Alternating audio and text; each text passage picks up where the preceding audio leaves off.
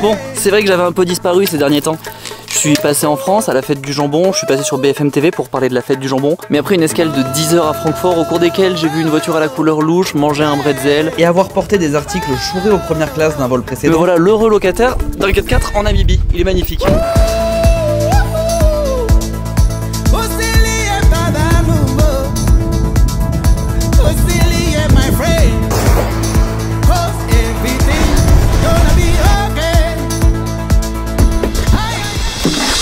Il s'agit d'un Ford Ranger, il est énorme, il a beaucoup d'allure et derrière il y a un détail que j'aime beaucoup.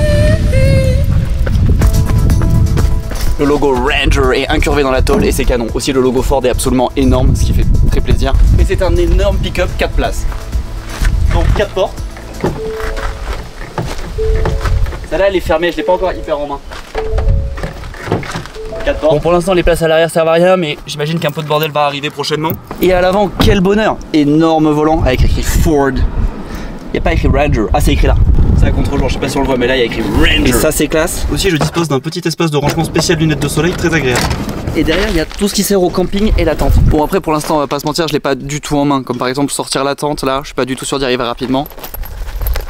Cette histoire devrait prendre 48 heures. L'éventualité de dormir à l'arrière a déjà été envisagée et franchement le fauteuil passager se plie vachement bien. Après quand le loueur m'a montré, ça avait l'air très facile. Mais ça a toujours l'air super facile quand c'est le loueur qui monte, alors ça compte pas vraiment. Ok, dernier côté. Alors.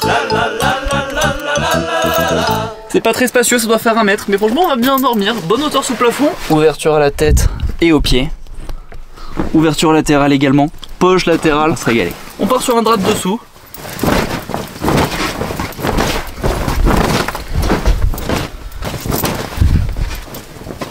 Il n'y a pas les petits élastiques sur le côté.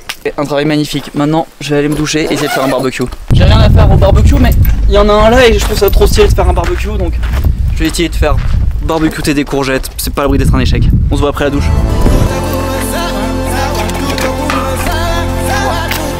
Bon, l'endroit et le truc sont un peu incroyables, mais je suis un peu nul en barbecue. Je suis pas hyper sûr que ça marche non plus. En plus, j'ai tout un tas de matériel pour la cuisine. On dirait Philippe Etchebest.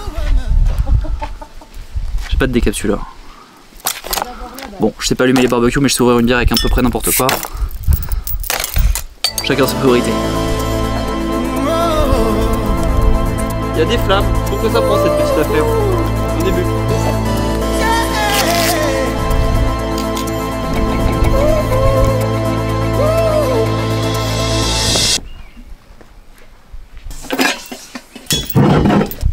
Bon, petit défi du matin, essayer de faire chauffer de l'eau.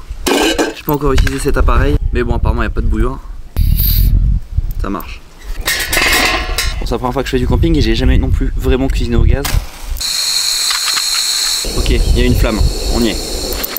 Je la secoue parce que c'est de l'eau gazeuse aussi à la base. Vraiment on n'est pas sur un grand professionnalisme. Si j'avais été intelligent j'aurais pu mesurer avec la tasse, tout ça, mais j'ai pris une autre option. Ça a l'air de chauffer gentiment, je vais me laver les dents à l'eau gazeuse.